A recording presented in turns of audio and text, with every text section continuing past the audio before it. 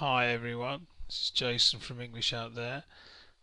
We've already done my first video, which is ESL doesn't work, where I produced some research from Canada to say that it doesn't work and doesn't help people to speak, and that was similar all around the world. And my second video was Why Can't You Speak, which talked about anxiety levels stopping you actually producing language. And now the third video is quickly going to be ESL stops you speaking English. So the actual how it stops you speaking English, how it produces that level of anxiety and confuses you. Okay, so what I've done is I've gone through some research and different websites and places, and I'm going to lift some quotations that highlight a problem that is across the board, that everyone who studies on an ESL, conventional ESL program, will probably experience, and give you a cross-section of sort of traditional or more conventional authoritative, difficult to say, authoritative research and some bits from places you probably haven't heard of. Okay, so the first one is from Judy Thompson of the Ontario Institute for Studies in Education, OISE, and Judy also has a book called English is Stupid, and she said English speaking and English writing involve completely different skills. Okay, so we kind of know that already, but it's good to really point it out. And she went on to say, and this could be tricky to read, learning grammar is not a waste of time, but grammar is much more important for writing English than speaking it. Do you speak as well as you write? Okay. And she says sorting out rules and worrying about grammar mistakes can actually interfere with a student's confidence and ability to speak until they understand the difference between how writing and speaking work. Okay, let's take that out a bit so you can read it, hopefully. And then we go on to a website called freeenglishnow.com, and it's called Learning Spoken English, and it's one of those websites that looks really kind of cheap and lots of text and really old and put together a long time ago, and it pumps out free content, but it's quite well researched. And what these guys have said is that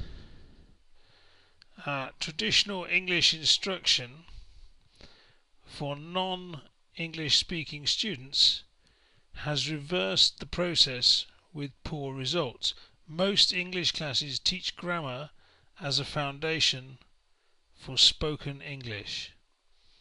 Okay, so it's saying that if you teach grammar and you teach writing and you teach grammar to help people to write first, what you get is not speaking, and you'll actually interfere with how people speak or learn to speak.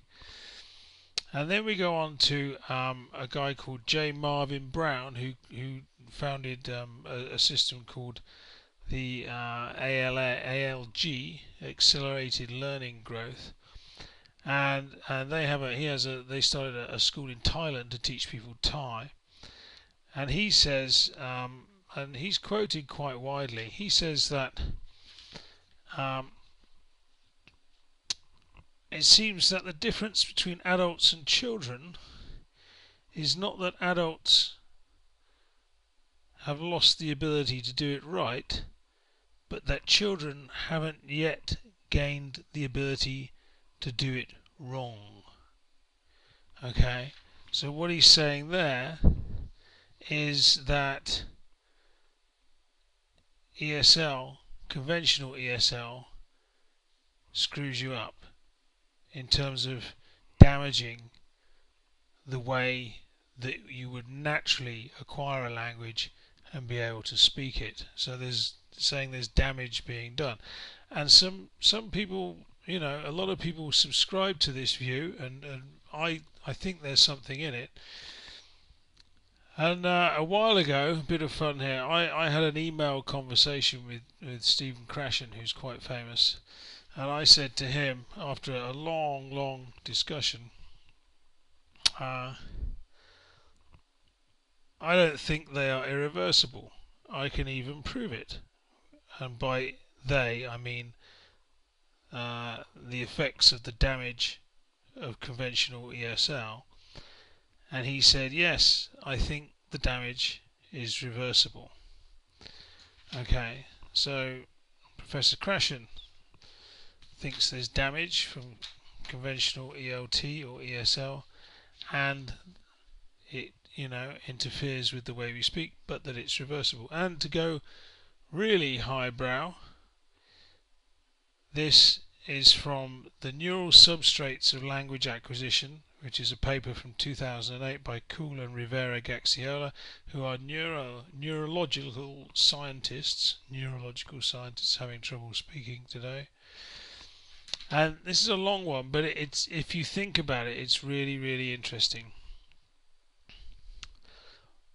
They say, which causal mechanisms underlie the critical period for second language acquisition? Why are adults, with their superior cognitive skills, unable to learn as well as young infants? Can techniques be developed to help adults learn a second language?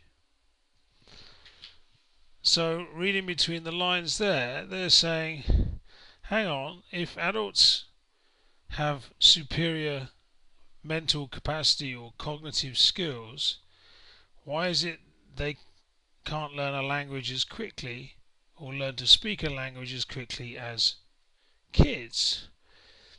And the inference is that something must be causing interference, and that thing that causes interference must be reversible. So a technique must be available, or must be possible, to improve the speed at which adults speak a second language.